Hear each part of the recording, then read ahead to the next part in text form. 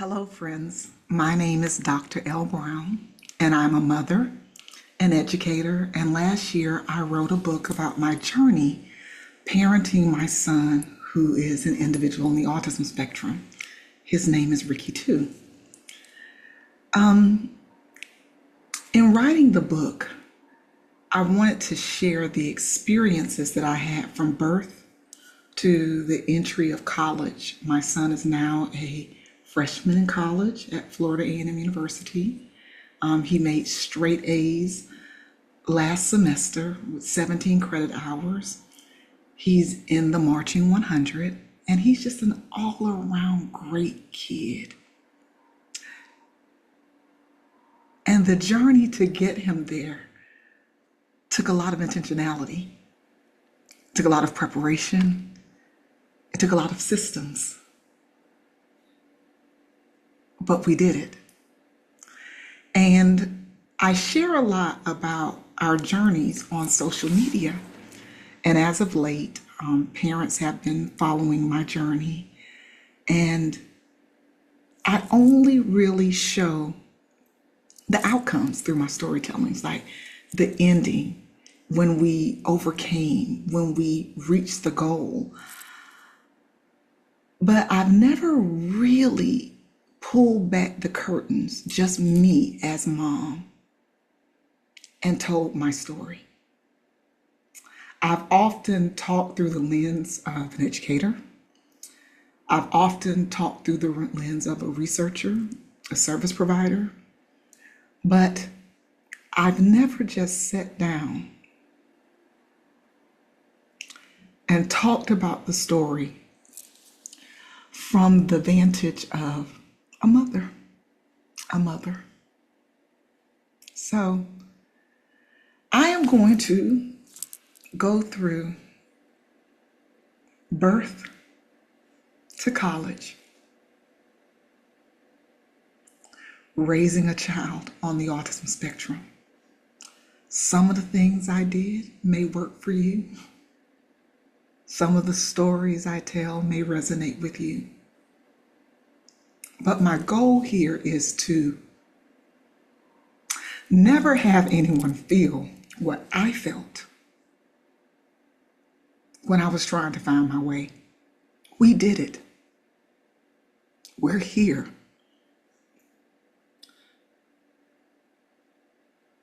But the road here is the story I'm going to tell you now. So, I am a 30-year-old woman living in Oklahoma with my then husband. He's a military spouse, and more than anything in this world, I wanted a baby. Lord Jesus, Father God, I wanted to be a mother. I wanted to be a mother so much that I actually became a wife. Became a wife because that was the pathway to becoming a mother, because I felt as though my child needed an opportunity to know their father. I don't have a relationship with my own parents. So that wasn't necessarily a priority for me as an adult, but I wanted my child to have an option of that.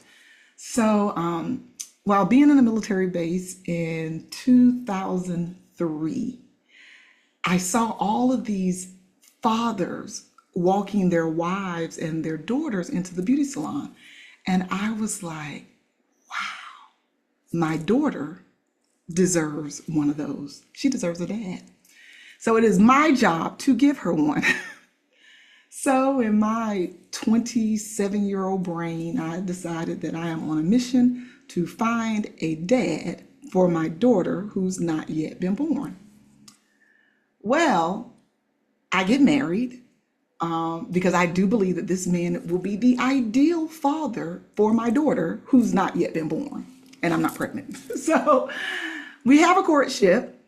We get married very quickly, 6 months in, and then he goes off to Iraq for a year. So when he goes off to Iraq, I am devastated. And even though I want him to be safe, I'm really devastated because this means I can't start to work on this baby because all I want in this world at the time was 4 kids, 2 dogs, and a white picket fence. That's all I wanted in the world. And I was going to get it. Well, by the time he comes back from Iraq, I have had to resign from my job in Korea because I was living in Korea at the time. And I've had to move to Colorado because that's where he was going to be redeployed from Iraq to Colorado. We met in Korea. Well, we get into Colorado, we break ground on a home because remember, all I want in this world is 4 kids, 2 dogs, and a white picket fence. And I got a dog before we left Korea. So I'm well on my way. And then we find out that he has to go on assignment to Oklahoma, and it's a school, it's an officer training school. And we'll be there for about 6 months. So we had to leave Colorado, go to Oklahoma. And in the time that we were in Colorado, that was the first time that we really stayed together as husband and wife, even though we had been married for over a year, because we married and he went off to Iraq and I was in Korea. And so now we were reunited. And when we were reunited, I began to notice that there were some misalignments in us, even though I was a young woman, but because of the way I grew up, I just assumed that the misalignment had more to do with the fact that I did not come from a healthy family structure. So we're in Colorado, we've broken ground on a house, and then we get word that he needs to go to Oklahoma. So he goes to Oklahoma, we travel there, and we join a church. So we're in the church one Sunday, and a little girl comes out in the children's choir. I literally, I can see her like it was like I'm standing or sitting right in front of where she's standing. She had on a yellow dress with yellow ribbons, and she was singing in the children's choir. And I wanted one so bad. Oh, Lord, I wanted me a baby girl so bad. My shoulders started to shake, and I'm crying and carrying on. And then they did an altar call. They did an altar call. Your girl gets up. I go to the altar. I throw myself on the ground. They put a modesty cloth over me and everything. And I am in conversation with God about this baby that I want more than anything in this world. Y'all, I was on birth control. I was on birth control pills because of the misalignment that I told you that I noticed in my marriage. But here I am on the altar praying for a baby while taking pills to prevent a pregnancy. So we get home that evening. Well, it was that afternoon. We go to dinner, get home. And my then husband gets on one knee and he asks me to throw out the birth control pills and have his baby. Now, in the spirit of transparency, there was an age gap between my ex-husband and myself. I was about 4.5 years older than him. So he was looking at about 25 years old. And based on some of the things that I'd seen, and I'm 30, so he's probably like 26, 25, I knew he wasn't ready. I knew he wasn't ready. But I wanted a baby, and I wanted a baby so bad. So I threw out the birth control pills, and we literally got pregnant that month because all I ever wanted in the world was 4 kids, 2 dogs, and a white picket fence. And I was going to get it. And we got pregnant. And we go into the doctor's office, and we find out that we are pregnant with twins. And I'm over the moon excited. Out the gate, halfway there.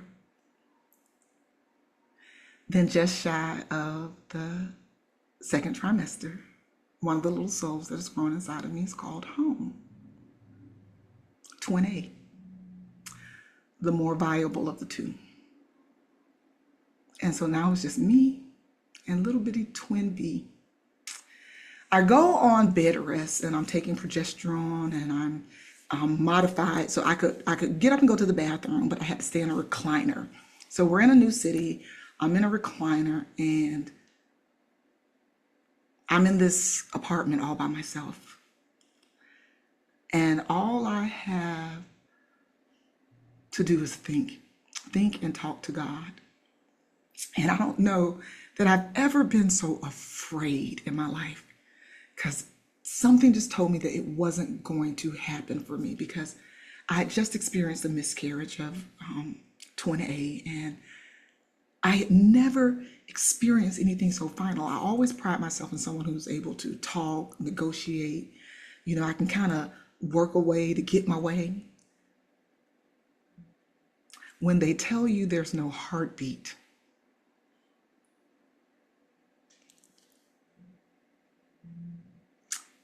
there's nothing else to do after that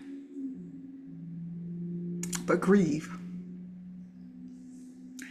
So I'm grieving the loss of my child and praying for the safety of the baby that I'm holding inside. And I make a prayer to God. Make a prayer to God, and I say to Him,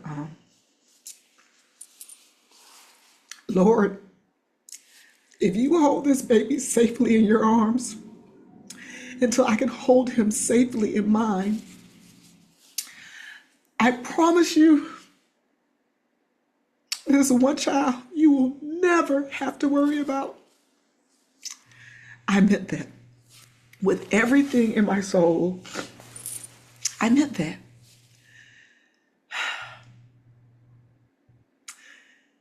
Then we get to about 7 months, and I'm off bed rest, and I'm excited about that. And I go in for a checkup, a visit, and they do some tests, and they tell me the outcome, and they say there's a chance that your baby may have Down syndrome. We would like to do an amniocentesis. By this time, I was all on Google, and I understood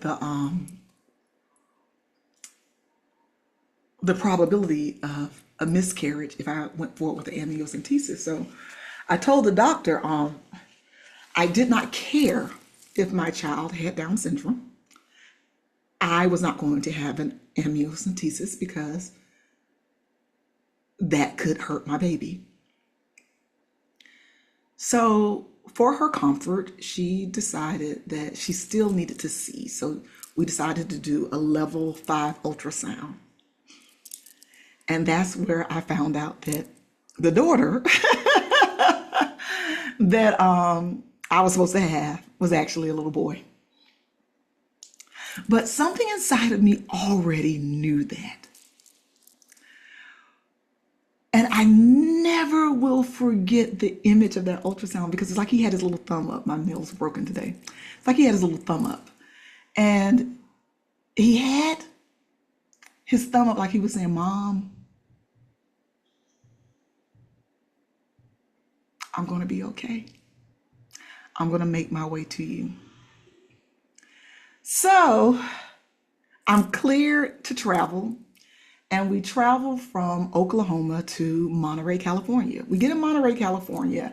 And at this point, I'm like 8 months pregnant. So I'm big and pregnant. And we go through Lamaze classes and we do all of the maternity photo shoots. I buy my birthing ball. I have my music for the birthing room. And I am really just so prepared to have this holistic experience to welcome my child into the world. And 4 days before he was due, because he was actually due on my 31st birthday, 4 days before he was due, I go in for an appointment, and the doctor tells me that he is frank breech, which means his bottom is down and his arms and legs are up. And they're like, well, we cannot birth a baby like this. So you have 3 options. The first, we can try to manually turn the baby. It's a very painful procedure, and there's a 50% chance that the baby will, turn back. He says, or you can have a scheduled cesarean. We'll schedule a date and we'll go in and we will get the baby. Or you can go into labor at home and call the ambulance and go to the hospital on all fours so that you don't compress the cord.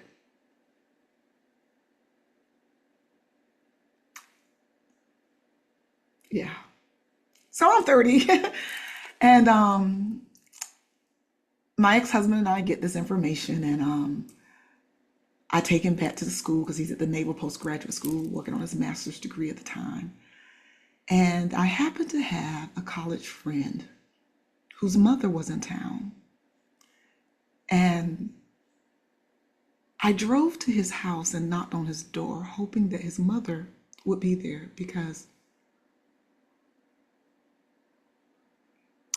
I don't have a relationship with my mom. And at that point, I really, really, really needed a mom. So I was hoping to knock on his door and borrow my friend's mom. I knocked on the door, she answered, and she escorts me into the house. She sits me down at the dining room table and she makes me a sandwich on a little roll with some turkey and some cheese. She warms it in the microwave. She brings it to me, and she tells me, your job is to get a healthy baby here. So however we get the baby here, let's get the baby here. And I needed that. So after getting that loving attention from my friend's mother, I decide to have the cesarean, the scheduled cesarean. I'd never had an operation before, but I felt like that was the way that would be the easiest route for the baby. But I'm afraid. So we go to the doctor's office. I let him know my decision, and he schedules the appointment for September 20th, 2020 to 2006. It's like, oh my gosh, it's 2026 now, 20 years later, but 2006. And my ex-husband and I get in the car and we're driving near this place called Cannery Row. And in my brain, I'm going through all of the things that could potentially happen to me on an operating table. Will I be there to mother my child? Will we both make it out alive? I'm thinking all these things. And my ex-husband says something to me that was completely the oddest thing to say in that moment. He says to me, because the doctor scheduled the baby's delivery 2 days before my 31st birthday. And he turns to me and says, well, you're going to have a baby by 30. You always get what you want.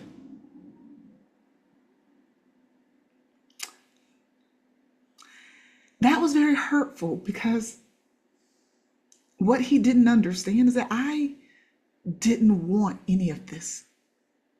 I didn't want miscarriage. I didn't want bed rest. I didn't want a cesarean. Heck, I didn't even want a son. I wanted a daughter. So to have someone look at me during that time and say, you always get what you want, it was just further evidence of the misalignment. But because I was so focused on getting those 4 kids, 2 dogs, and a white picket fence, I overlooked it. So the 20th comes around and we go to the hospital, and I'm supposed to have the baby at 2, but someone has an emergency cesarean, so we're bumped down to 4. So they roll me into the hospital room, and I am deathly afraid of needles, and I have to get an epidural or something in my back. And then I'm on the table And I can feel them tugging and pulling on me, but I don't feel anything. I just feel the movement. I hear people talking all around me. And even though I know I'm breathing, I felt like I was holding my breath because I was just waiting. I was just waiting. I need to know that this baby is going to be okay. I need to know that. And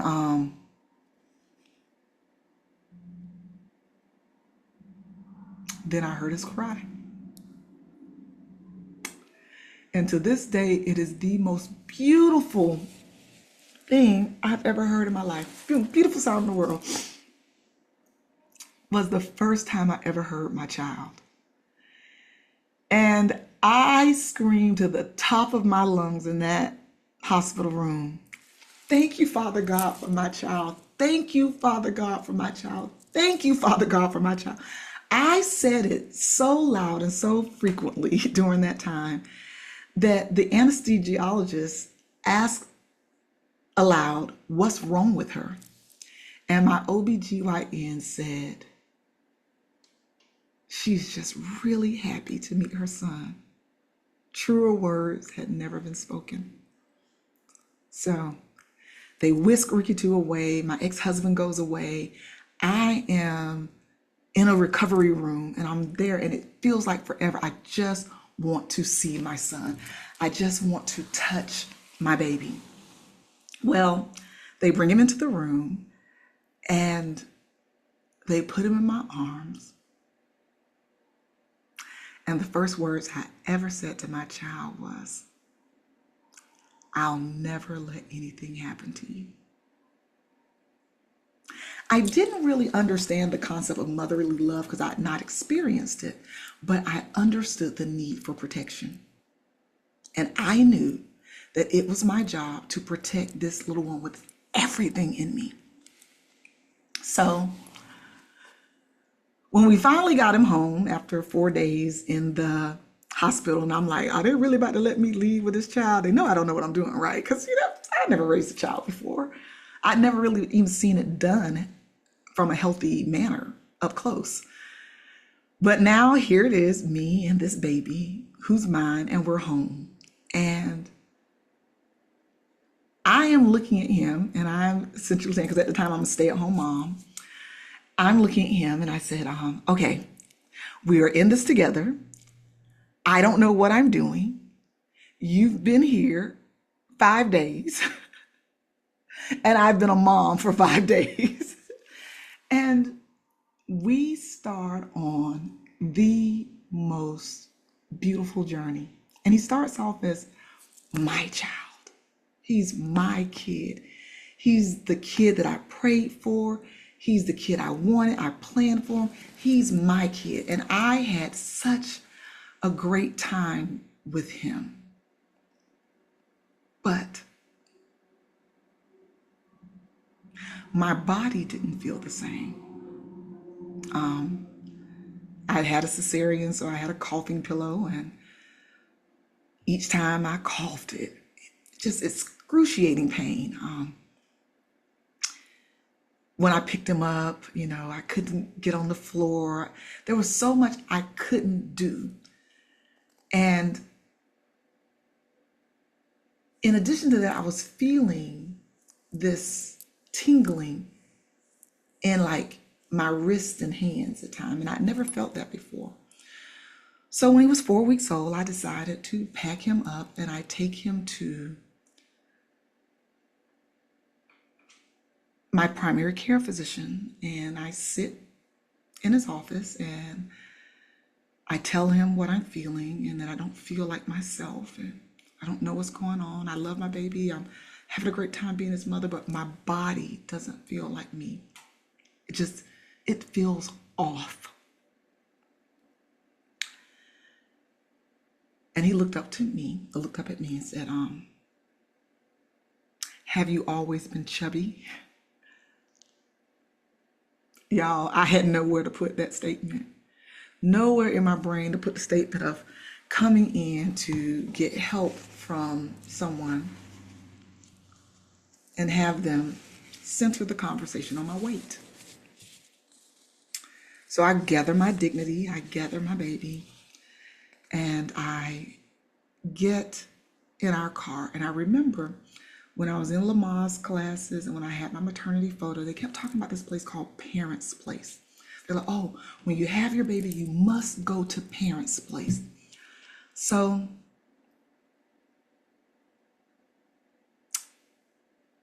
I drive to Pacific Grove. I don't even know how I got there. I don't even know. This was before GPS. I'm not quite sure how I got to Parents Place, how I even knew how to get there. But I drove to Parents Place and I walked in and I said, my name is Elle Brown and this is my son, Ricky too. That's really all I had to give them. Parents Place is a parent engagement and education organization. It was an old school that was turned into classrooms for babies and parents. And they had this policy that if a mother walks in or a parent walks in with a child 3 months or younger, they will not turn you away. So I paid the tuition. It was like $180, something like that. Paid the tuition, and they told me that I would be in this cohort of other mothers who had had children within a month of me. So I get into these classes and sometimes I would just sit in the classes just to be around other mothers, other people trying to figure it out because I just didn't know what I was doing. I didn't know what I was doing. I was trying to figure it out and I didn't feel like myself. And it was comforting to be in a circle of about 10 women who all had babies the same age, saying that they didn't feel like themselves either. And I realized that I was not alone, which is the reason why I'm doing these videos, because while you will probably see a lot of tears while I tell these stories, and I don't know how many videos it will take to complete it, because I'm going to walk you through it real time, but I don't want you to be alone in it. I want you to be able to open your computer, open your phone, and have a kind voice remind you that you are not alone. And that's what those moms did for me. And they're still in my top-notch village. They are still in my village. But something very important happened while I was at Parents Place. They had a parenting philosophy called attachment parenting. And I had never heard of that because I had come from a space where children were seen and not heard. And generally speaking, adults and children are separate. But with attachment parenting, you carried your baby, you were in like the 4th trimester. You were close to your baby. They taught me how to hold my baby when I breastfed. They taught me all the things to do with them. They went in and installed my car seat correctly. And while in that stage, I needed that. I needed people to hold my hand while I learned some skills to protect my kid, to keep him safe. Well, I was a part of Parents Place for 3 years because it goes from birth to 3. And while in Parents Place, I went on lots of play dates. And while on these play dates, I would look at other children. I would look at their growth and development. And I noticed that every single baby in the group, and mind you, we had been together since we were 4 weeks old. They were cooing, they were rolling over, then they were sitting up. They were just doing baby things. And my baby didn't do any of the baby things. He was happy. He was smiling all the time. But he wasn't doing the baby things, the things that mothers take pictures of and videos of and say, oh, he just said his first word. He just said his first step, this first step. He just pulled up on the furniture. He just rolled over. None of those. And I was very aware of that, but I didn't know exactly what to do with it. But I was very aware of it. I would go into the doctor's office and I would ask questions, and they would say things, oh, well, he's healthy, his vitals are good, and his shots are up to date, so he's good. Well,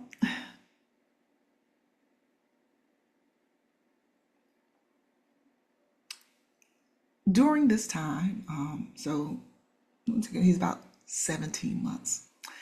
At this point, I've had another miscarriage, and my ex-husband is now in Iraq again for another year-long tour in Iraq. And I am pregnant with another baby. And just shy of the second trimester, my baby was called home. And right about that time, it's clicking. It's like, it's really, really clicking for me that my child is not speaking at all. Because I realized I used to narrate a lot for him. So like when he would say things, oh, you like red, huh? Oh, you like the swings, huh? And his father would answer, and we would really narrate things for him. And so once you removed his father from the home due to the deployment, I realized that the only time there was words in the house was when I was speaking.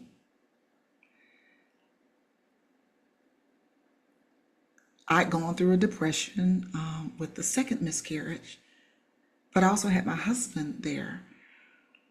Now it was just me in the house, and I could not go into this deep space because my baby needed me. So I pack up my child and I hightail it to a pediatrician, and I let the pediatrician know, like, this is what's going on with my child. I feel, can you help me? And he gives him a well baby visit. Checks his eyes, his ears, his heart, his eyes, looks in his mouth. And he says, good job, Mom. You have a healthy boy. Boys just mature at different rates than girls. So with that, I decide that I'm going to accept what this man has just said to me. But it really wasn't what he said to me. It was that he gave me a SpongeBob sticker. It was that he gave me a sticker. I just come in there worrying about my child. Like, is my child going to be okay? Can you please tell me if my child is going to be okay? And his response to that was to give me a sticker. So I get into the car and I'm probably feeling every feeling that one could possibly feel. I'm angry, I'm upset, I felt intimidated, I was embarrassed, I was sad, I just felt it all. And I then realized, well, if I were in the classroom, what would I do? I would teach, evaluate, assess, refer. And I did not have that infrastructure in my home, so I created it. One thing I noticed about my son is that he really, really loved music. Like, I played music for him when he was in the womb. I played music for him as an infant. And then about 10, 11 months old, I started to notice that he would sing songs. And the words weren't intelligible, but he would be able to keep the tone really well. So I could always tell what he was singing because it would sound exactly like whatever nursery rhyme or whatever song was playing. And the reason why that was so fascinating to me, because I'm arguably tone deaf. So when I hum things, people don't recognize what I'm humming. But everything that he did, I could recognize like right off. I knew what he was doing. So I was like, well, this baby really likes music. And by this time he is walking. And I'm noticing that he's very active. So I do some research, find out about Howard Gardner's theories of multiple intelligences and kinesthetic learning and tactile learning and music, speaking to a different part of the brain, that you can be movement smart or music smart. So I decided to do these things on our living room floor that I called Ricky Two's Time. And they were music and movement activities that I would do to Greg and Steve and Jack Hartman, just, regular Lori Berkner, things that I would have done if I had been in a preschool classroom. But the reason why I was doing it is because I was taking data points. And these data points, I wanted to take back to the pediatrician to show him these are the developmental milestones. This is what I'm seeing in my son. And that was my first direct advocacy for Ricky 2. I went back into the doctor's office with my notes, with my data. And I told him that I needed a referral to a speech pathologist. And if the speech pathologist said that there was nothing going on, then I would let it go for now. The thing that I don't think I've ever said out loud is the fact that it wasn't my regular pediatrician, or Ricky 2's regular pediatrician when we went in. He was out. And it was a female doctor there. And she is the person that I took my data points to. And she's the person who gave me the recommendation letter. I'm just thinking about that it really wasn't our pediatrician. It was someone who was substituting for him. Well, I take Ricky 2 into the speech pathologist. And at this point, he is just over 2 years old.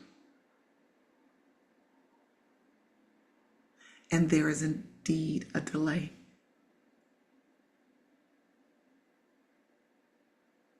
A significant delay. So they are going back and forth with me about speech. And because a lot of things are processes of elimination, I was saying, I believe that there's a lot more going on. And that began my dance with service providers. Them telling me what they think, I'm telling them what I know, and us not always seeing eye to eye.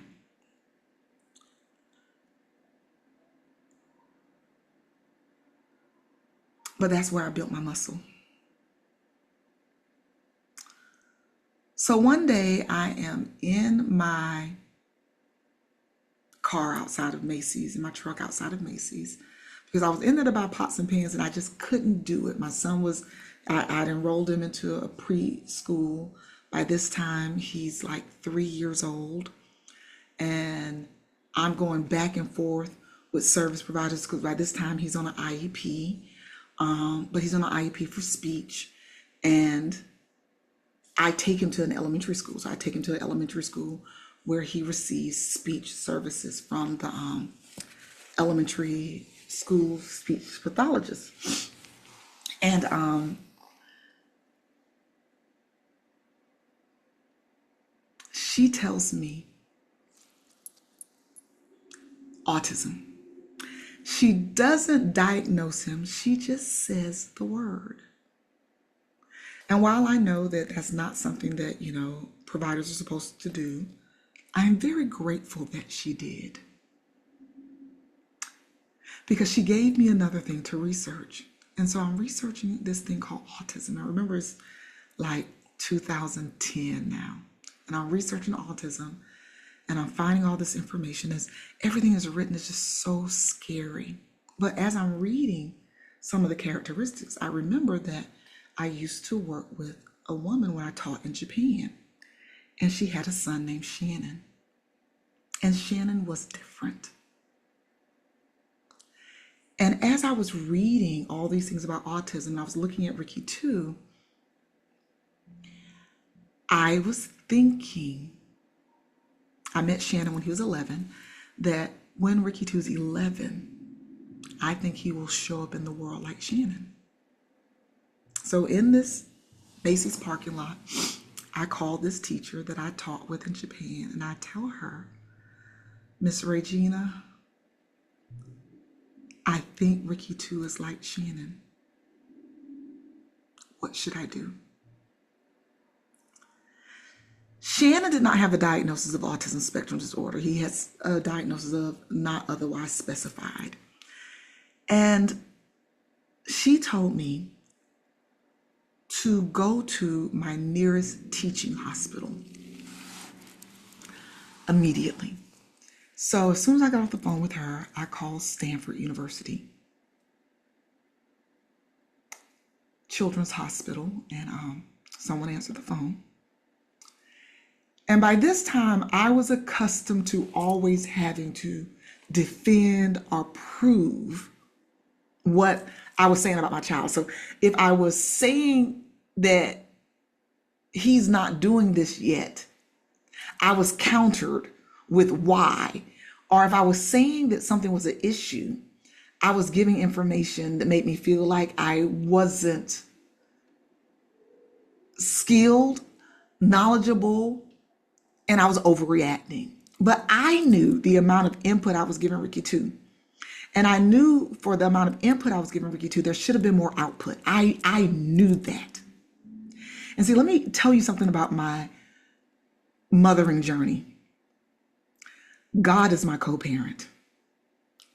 I firmly believe that prayer is our communication to God, and intuition is God's communication to us. So I was very in tune to my gut, and my gut was telling me that these people didn't know what was best for my child. And none of these people were the people who made a promise to God. I made that promise. I made a promise that if you bless me with this child, this will be one child you will never have to worry about. That was my promise to God. So when I get on the phone with Stanford Children's Hospital, and the woman says, "Hello, how can I help you?" And I, through my tears, said, "My name is L. Brown, and I need somebody to put eyes on my baby."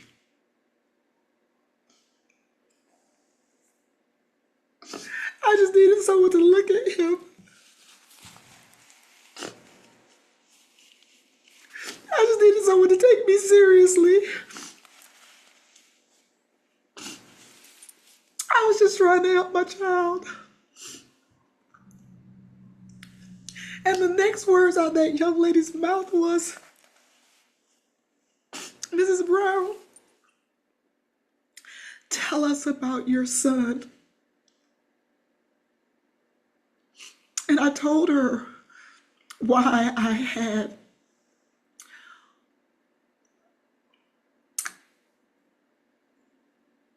all of these concerns. And she said, "Well, I'm going to send you 3 forms. I'm going to send you one to take to your child's preschool, another to take to his doctor, and then one for you to fill out." So we fill out the forms, take it to the preschool, take it to the pediatrician. I fill out one.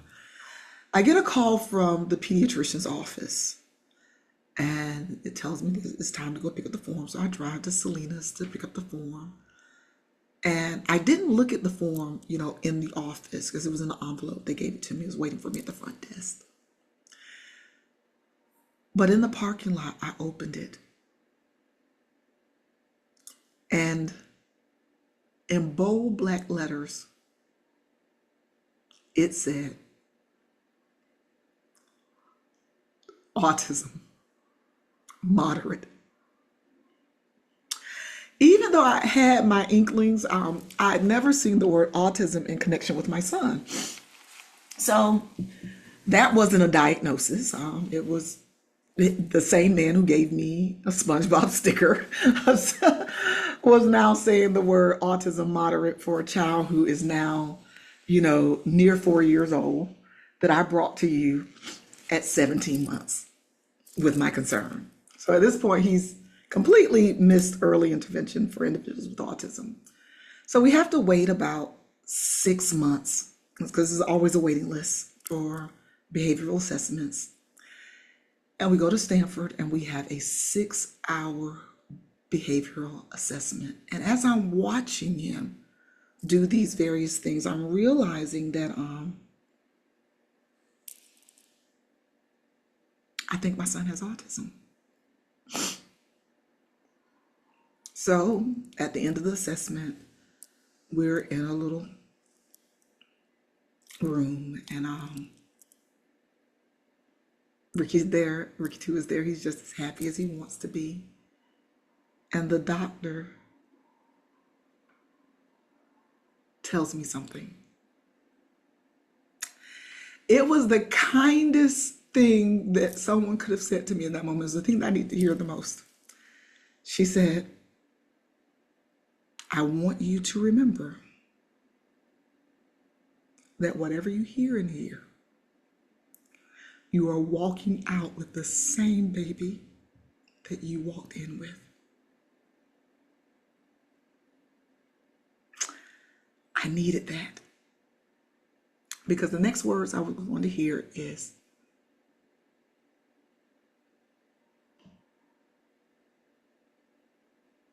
that my son had autism spectrum disorder. And here's the thing. I was literally over the moon excited because one, I knew I wasn't crazy. And two, now I could build a village around him to help me take care of him, because I didn't know what I was doing if he had been typically developing, let alone now we have autism to navigate. And I understood that because I'm an early childhood educator, that birth through 6 is critical. And at this point, he is 4 years, 5 months. So that doctor did another wonderful thing for me. She took into consideration my family, my family's makeup, our resources, what I had, what assets I had as a mother. And she said, you used to be a teacher. You're a stay-at-home mom. You're currently in graduate school working on a master's in early childhood education. I want to offer you the option of doing a different type of therapy. She says, ABA is very, very common, but since your son is home with you, you might be interested in floor time. And floor time is a therapy that's done with a licensed clinical social worker. And you learn to teach your baby from the inside out. So I essentially use his interests to teach him. And I go in and Lisa, the licensed clinical social worker, teaches me how to get to know my child, how to study my child, how to watch him, how to see the things that he has an aversion to, see the things that he goes close to. And instead of forcing him to do or be something that he isn't, meet him where he is and build from there. And that was the birth of the first part of my strength-based philosophy, but it came from Lisa in that licensed clinical social worker sessions for floor time. So if Ricky T was interested in music, we did music stuff. If he was interested in art, we did art stuff. But I think we might stop here for today.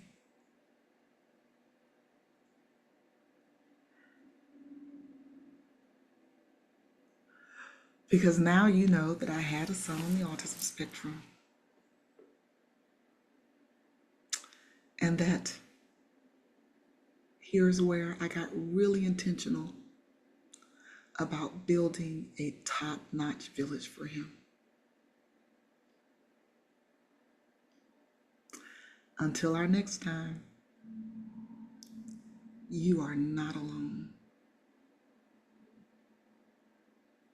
You are never alone.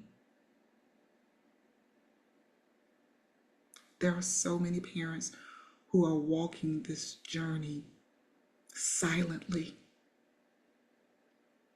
We are many, and we got this